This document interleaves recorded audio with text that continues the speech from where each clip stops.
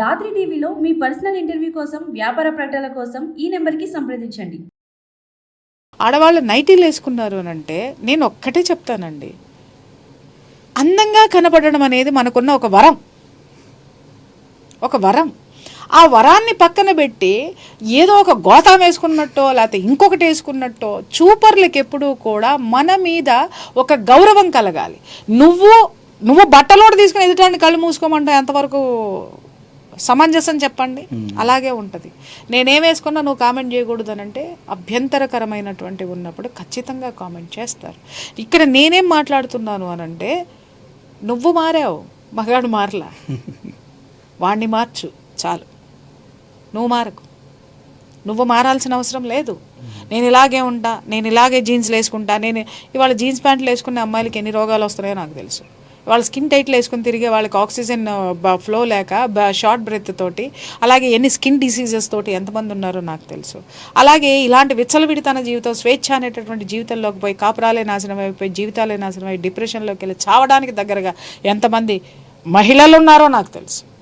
కాబట్టి నాకు తెలుసు కాబట్టి నేను ధైర్యంగా మాట్లాడగలుగుతున్నానండి. నేను ఇంకొకటి ఏంటంటే, మగవాళ్ళకి నువ్వు సపోర్ట్ చేస్తావనంటే బరాబర్ సపోర్ట్ చేస్తా. ఎందుకంటే ఆ మగాడు నా తమ్ముడండి, ఆ మగాడు నా కొడుకండి, ఆ మగవాడు నా తాత, ఆ మగవాడు నా తండ్రి కాదా? అలాగని చెప్పి మగవాడినని చెప్పి ఏదన్నా చేస్తే తొక్కేస్తా, డౌటే లేదు నాకు. ఒక మగ ఆడ ఉంటేనే ఈ సృష్టి బ్యాలెన్స్గా ఉంటుంది. కాబట్టి ఆడదే గొప్ప అని మాట్లాడడము కరెక్ట్ కాదు. మగవాడిని అనంటే కూడా దరిద్రంగా ఉంటుంది. ఆ మగవాడిని ఎన్నిసార్లు దొక్కించుకున్నాడు, నేనని లేసి. అలాగే ఇప్పుడు ఆ స్త్రీ యొక్క అస్తిత్వం కూడా ఈ విధమైనటువంటి, నిన్నగాక మొన్న చూస్తున్నాం ఎన్నో వీడియోలు బయటకు వచ్చి, ఒక అమ్మాయి ఏ జీవితంలోకి వెళ్ళిపోయి ఎంత నాశనం చేసి ఒక అప్కమింగ్ హీరోని కూడా వాడి జీవితాన్ని నాశనం చేసి ఇవాళ నాది తప్పైపోయింది అని మాట్లాడడం, ఇలాంటి మీరు మీడియాలో ఒకసారే చూస్తారు, ఎప్పుడో ఒకసారి చూస్తారు. నేను ప్రతినిత్యం చూస్తాను ఇలాంటి క్యారెక్టర్స్ని. అవన్నీ నాకు తెలుసు కాబట్టే నేను మాట్లాడగలుగుతున్నానండి. ఆడదానికి ఎంత స్వేచ్ఛ ఉండాలి, ఎంతవరకు మాత్రమే ఉండాలి అనేది. ఇక్కడ కొంతమంది మాట్లాడవచ్చు, ఒకళ్ళిద్దరు మగాళ్ళు చచ్చిపోయినంత మాత్రాన ఆడజాతికి అంతా న్యాయం జరుగుతుంది అనుకుంటున్నారంటే ఎస్, సమర్థిస్తా. నిజమే, మీరు ఇద్దరు ముగ్గురు మగవాళ్ళు చనిపోయిన తర్వాత ఇంత సానుభూతితోటి మనం మగవాళ్ళ గురించి మాట్లాడుకుని వస్తున్నాం. ఈ రోజుకి ఈ క్షణానికి కూడా ఆడదానికి న్యాయం పొందలేనటువంటి మహిళలు కోకొల్లలు ఉన్నారు. మరి వాళ్ళ గురించి కూడా మనం మాట్లాడాలి కదా, మాట్లాడాల్సినటువంటి అవసరం ఉంది. ఇప్పుడు పేరెంట్స్ ఇన్వాల్వ్మెంట్ ఏంటి అనంటే, ఇక్కడ ఒకటే చెప్తున్నాను. నేను ఇందాక మీకు ఫస్ట్ స్టార్టింగ్లోనే మీరు అడిగిన ప్రశ్నకి నేను సమాధానం, స్వేచ్ఛ అంటే ఎంతవరకు ఉండాలి? అత్తగారికి కూడా అర్థమైందా? ఇవాళ అత్తగారు తన యొక్క బోర్డర్స్ క్రాస్ చేసింది, కూతురు తన సంసారం నుంచి బోర్డర్స్ క్రాస్ చేసింది. కాబట్టి ఈ విధంగా జీవితం అనేది ఉంటుంది. అది తెలుసుకోవాల్సిన అవసరం ఎంతైనా ఉంది. ఎందుకు అని అడగండి. ఇవాళ ఏమైపోయిందంటే ప్రతి ఒక్కళ్ళకి కూడా అన్నీ అందుబాటులోకి వచ్చేసినాయి. ఒకప్పుడు చూడండి, నేను మీకు చెప్పాను, లాంతర్ వెలుగులో మా అమ్మ ఎన్నో పుస్తకాలు చదివేదని. ప్రతి పుస్తకము ఒక గుర్తింపు. బట్ ఇవాళ ఎన్ని లైట్లు వచ్చినా ఎవరన్నా పుస్తకం చదువుతున్నారా? లైట్లు ఎందుకు వచ్చినాయి? పుస్తకాల మీద, జ్ఞానం మీద మనసు పోయి అజ్ఞానాల మీదకి వెళ్ళిపోయినాం. ఇన్ని లైట్లు వచ్చినాయి కదా, వైఫై వచ్చింది కదా, మొత్తం ప్రపంచంలో అన్నీ తెలిసేసుకుందాం. ఏం తెలుసని ప్రపంచంలో అన్నీ తెలుసుకుంటావు నువ్వు? తెలుసుకుంటే ఏమవుతుంది? నీ బ్రెయిన్ కన్ఫ్యూజ్ అవుతుంది. ఆ కన్ఫ్యూజన్లో ఏం చేయాలో నీకే అర్థం కాక, నీ యొక్క ఆలోచనలు నీ కంట్రోల్లో లేక నువ్వు కంట్రోల్ తప్పుతున్నావు. ఈరోజు జరుగుతున్నది అదే. నాలెడ్జ్ నీకు ఎంత కావాలో అంతే తీసుకో, అంతకు మించి ఎందుకు తీసుకుంటావు? ప్రపంచంలో అన్నీ తెలుసుకుని నువ్వు ఏం చేస్తావు చెప్పండి? ఏం చేస్తావు నువ్వు? అరే, భోజనానికి వెళ్ళాం సార్, మనకి ఇష్టమైన 2 తిన్నాం అనుకోండి పదార్థాలు, బాగుంటుంది. 3 కూడా తినొచ్చు. 30 తిన్నాం అనుకోండి, ఇంటికి వచ్చేసరికి ఏమవుద్ది?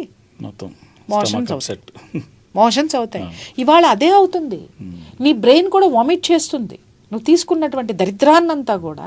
ఇక్కడ ఇవాళ చూడండి, మీడియా మొత్తం కూడా ఎంత దరిద్రమైనటువంటి ఎపిసోడ్స్ అంటే, ఒక చావు ఉంది అని అంటే, ఒకళ్ళు ఎవరైనా చనిపోయారు లేదా చంపబడ్డారు అంటే 100 ఎపిసోడ్లు చేయాల్సినటువంటి అవసరం ఉందా? బిజినెస్ పెట్టుకున్నాను అని అంటే శవాల మీద వ్యాపారాలు అంటారు. ఒకళ్ళతోటి ఒక అభిప్రాయాన్ని తీసుకోలేరు. అంటే ఏదో జరిగితే దాని మీద 100 ఎపిసోడ్లు చేసేవాడివి నువ్వేం ప్రపంచాన్ని ఉద్ధరిస్తున్నావు? నిన్ను నువ్వు ఉద్ధరించుకుంటూ ప్రపంచాన్ని నాశనం చేస్తున్నావు. అవునా? ఎన్నో వేల సబ్జెక్టులు మన భారతదేశంలో మన సంస్కృతిలో ఉన్నాయి, ఆరోగ్యపరంగా ఉన్నాయి, అలాగే ఆనందపరిచేటివి ఉన్నాయి, అలాగే విద్యపరంగా ఉన్నాయి. ఇవన్నీ ఎందుకు తీసుకురావట్లేదండి? ఇప్పుడు వేదాంతం చెప్తే ఎవడింటాడండి అని అంటే, నేను చెప్తా, ఎందుకనడో చెప్తా, నేను చెప్తా సార్, అందరూ వినేటట్టే చెప్తా, నేను ఎంత అద్భుతంగా చెప్పాలో చెప్తా, నా భాషలో నా స్టైల్లో జనాలు వినేటట్టే చెప్తా. అలాంటి వాళ్ళు ఎంతోమంది ఉన్నారు, ఎందుకు పిలవరు మీరు? వేదాలలో ఉన్న గొప్పతనాన్ని నువ్వు తెలుసుకుంటే నీ జీవితంలో నువ్వు ఎలా ఆరోగ్యంగా ఉండాలో, ఎంత అద్భుతమైన విజయాలు సాధించాలో, ఈ సమాజంతో ఎంత బాగా మమేకం అవ్వచ్చో, ఈ సమాజాన్ని నీ కంట్రోల్లో ఎలా పెట్టుకోవాలో, ధర్మో రక్షతి రక్షిత, ఆ ధర్మాన్ని వేదం బోధిస్తుంది. ఆ ధర్మంలో వాళ్ళ అత్తగారు లేదు, పిల్ల లేదు, ఆ ధర్మం యొక్క విలువేంటో కూడా తెలియదు.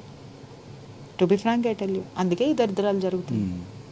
ధర్మం తప్పాం ఖచ్చితంగా సార్. సనాతన ధర్మము అంటే వీళ్ళందరూ ఇవాళ ఏమనుకుంటున్నారు, ఇదో పెద్ద ఫ్యాషన్ స్లోగన్ అనుకుంటున్నారు. అరే నువ్వు ఎలా ఉండాలి అని నేర్పేదిరా.